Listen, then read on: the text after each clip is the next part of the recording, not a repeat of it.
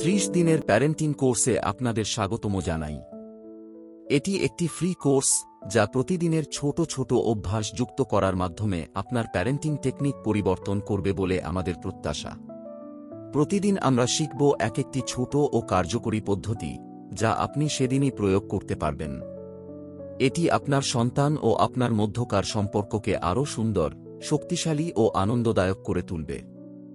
আজ কোর্সের চতুর্থ দিন।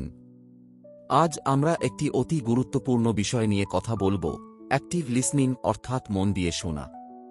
আমরা সবাই চাই আমাদের সন্তানরা যেন আমাদের কথা শোনে, সম্মান করে। কিন্তু কখনো কি ভেবে দেখেছি, আমরা যদি আমাদের সন্তানের কথা মন দিয়ে না শুনি, তবে তারা আমাদের কাছ থেকে শেখার সুযোগ পাবে কিভাবে?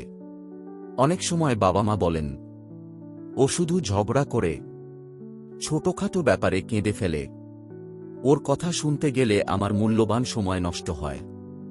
আসলে যখন একটি শিশু কথা বলে তখন তারা শুধু গল্প করে না, তারা তখন বলে, আমার কথা শোনো, আমি তোমার কাছে গুরুত্বপূর্ণ। কেন অ্যাক্টিভ লিসনিং এত জরুরি?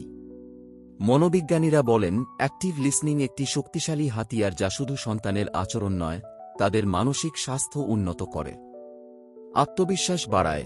যখন একটি শিশু বোঝে যে তার কথাকে গুরুত্ব দেওয়া হচ্ছে, তখন তার আত্মবিশ্বাস বাড়ে। সে অনুভব করে, আমার কথা শোনা হচ্ছে, তার মানে আমি গুরুত্বপূর্ণ। সম্পর্ক গভীর করে, এটি বাবা মা এবং সন্তানের মধ্যে বিশ্বাস ও ভালোবাসার একটি শক্তিশালী বন্ধন তৈরি করে। আচরণে পরিবর্তন আনে। অনেক সময় বকা বা শাস্তি দিয়ে যে কাজ হয় না, মন দিয়ে একবার কথা শুনলে সেই সমস্যার সমাধান হয়ে যায়। এটি সন্তানের নেতিবাচক আচরণকে কমিয়ে দেয়, আবেগ প্রকাশ করতে শেখায়।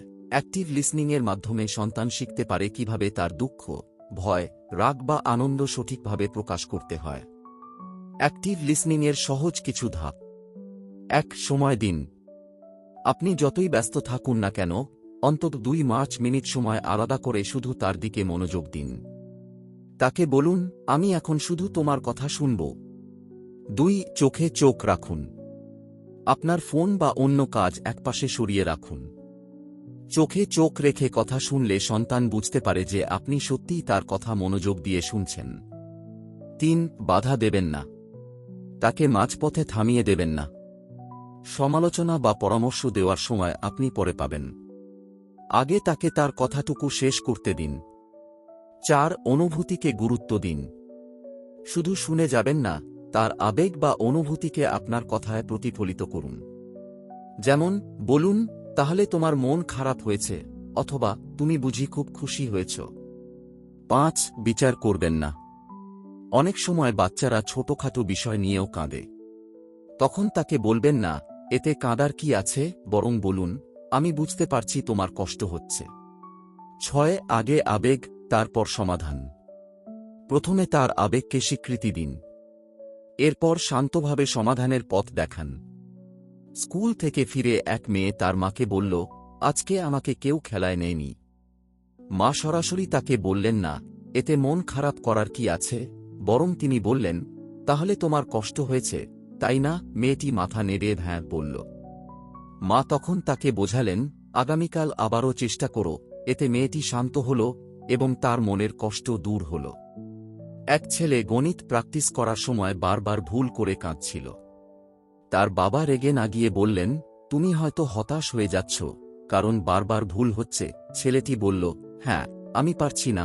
বাবা উত্তর দিলেন, তুমি চেষ্টা করছো, এটাই অনেক বড় কথা। চলো এবার আমরা দুজন একসঙ্গে চেষ্টা করি। এতে ছেলেটি শুধু গণিত নয়, আত্মবিশ্বাসও শিখল। যে ভুলগুলো আমরা প্রায়ই করি, মাঝপথে বাধা দেওয়া, থাক আমি জানি, ছোট করে দেখা, এতে মন খারাপ করার কিছু নেই। দ্রুত সমাধান দেওয়া, এভাবে করলেই হবে। এই ভুলগুলো এড়িয়ে চলুন। আজই কিভাবে এটি প্রয়োগ করবেন? আজ অন্তত একবার চেষ্টা করুন। যখন সন্তান কথা বলবে, ফোন সরিয়ে রেখে চোখে চোখ রাখুন। পুরো কথা বাধা না দিয়ে শুনুন। তার অনুভূতিকে প্রতিফলন করুন, যেমন, বলুন, তুমি কষ্ট পেয়েছ, তাই তো? সমাধান দেওয়ার আগে শুধু বলুন, আমি বুঝতে পারছি। একবার হলেও এই প্র্যাকটিস করলে আপনি পার্থক্য দেখতে পাবেন। আজকের অনুশীলন। আজকের দিনের জন্য আপনার কাজ হল একটি নোটবুকে নিচের বিষয়গুলো লিখুন। 1. আজ কখন আমি আমার সন্তানের কথা কোনো বাধা না দিয়ে শুনেছি। 2. আমি কিভাবে তার অনুভূতিকে গুরুত্ব দিয়েছি।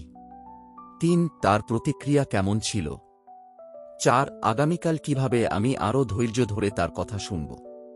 শেষ কথা, মনে রাখবেন, সন্তানের কথা শোনা মানে শুধু কানে শোনা নয়। এর মানে হল মন দিয়ে শোনা, কোনো বিচার না করে তার কথা মেনে নেওয়া এবং তাকে বোঝানো যে সে আপনার কাছে কতটা গুরুত্বপূর্ণ। যখন একটি শিশু অনুভব করে যে তার কথাকে সত্যিই গুরুত্ব দেওয়া হচ্ছে, তখন সে কেবল কথা বলে না, সে আপনার কাছে তার মন খুলে দেয়। আর এভাবেই বাবা মা ও সন্তানের সম্পর্ক আরও মজবুত হয়। 30 দিনের প্যারেন্টিং কোর্সের চতুর্থ দিন আমাদের সাথে থাকার জন্য ধন্যবাদ। মনে রাখবেন, প্রতিদিনের ছোট্ট অভ্যাসগুলোই বড় পরিবর্তন আনে। আগামীকাল আমরা শিখব আরও নতুন এক কৌশল। আগামীকালের ভিডিওতে আবার দেখা হবে। ধন্যবাদ।